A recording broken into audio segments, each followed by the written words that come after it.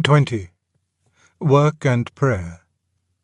Published in the Coventry Evening Telegraph, 28th of May 1945, and reproduced in Undeceptions 1971.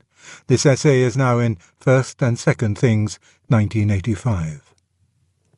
Even if I grant your point and admit that answers to prayer are theoretically possible, I shall still think they are infinitely improbable. I don't think it at all likely that God requires the ill-informed and contradictory advice of us humans as to how to run the world. If he is all-wise, as you say he is, doesn't he know already what is best?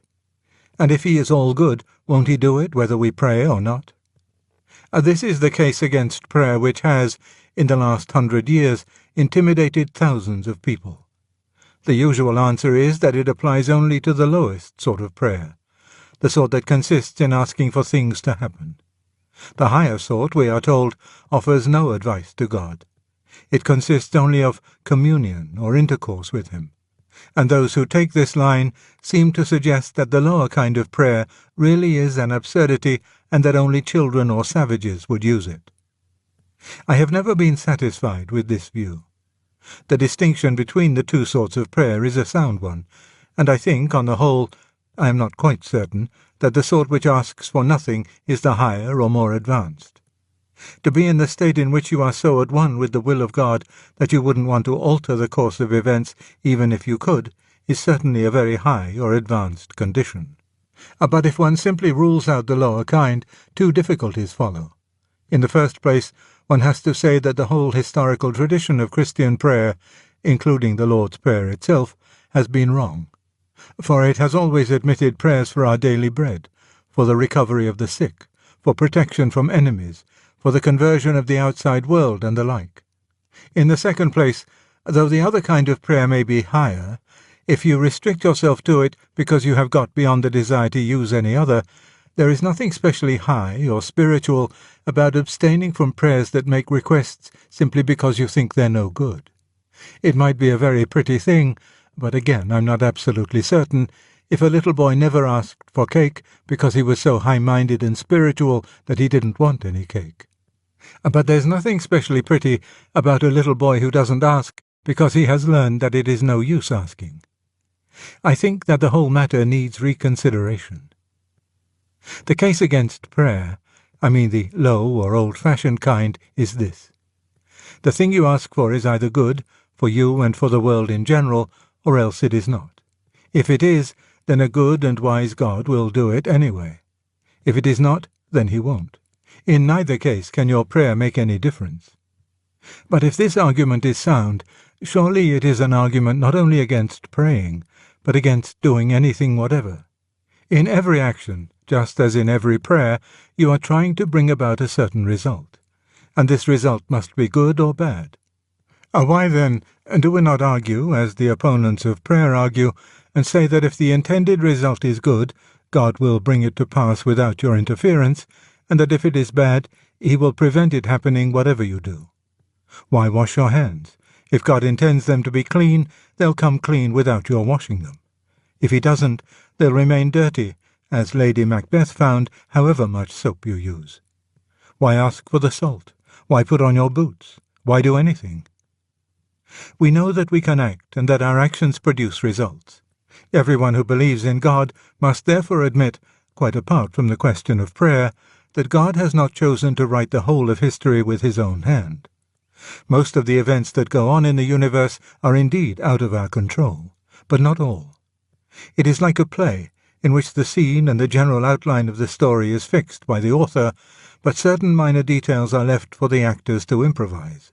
It may be a mystery why he should have allowed us to cause real events at all, but it is no odder that he should allow us to cause them by praying than by any other method.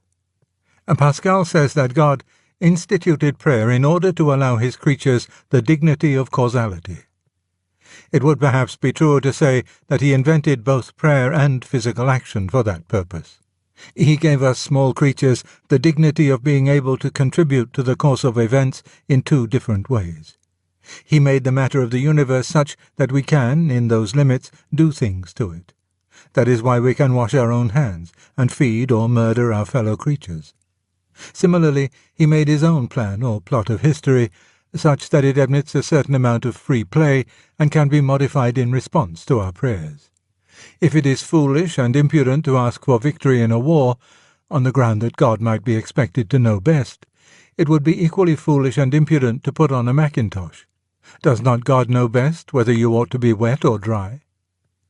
The two methods by which we are allowed to produce events may be called work and prayer.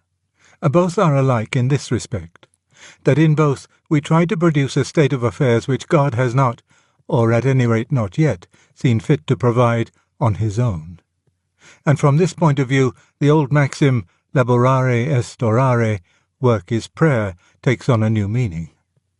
What we do when we weed a field is not quite different from what we do when we pray for a good harvest. But there is an important difference all the same. You cannot be sure of a good harvest whatever you do to a field. But you can be sure that if you pull up one weed, that one weed will no longer be there. You can be sure that if you drink more than a certain amount of alcohol, you will ruin your health, or that if you go on for a few centuries more, wasting the resources of the planet on wars and luxuries, you will shorten the life of the whole human race.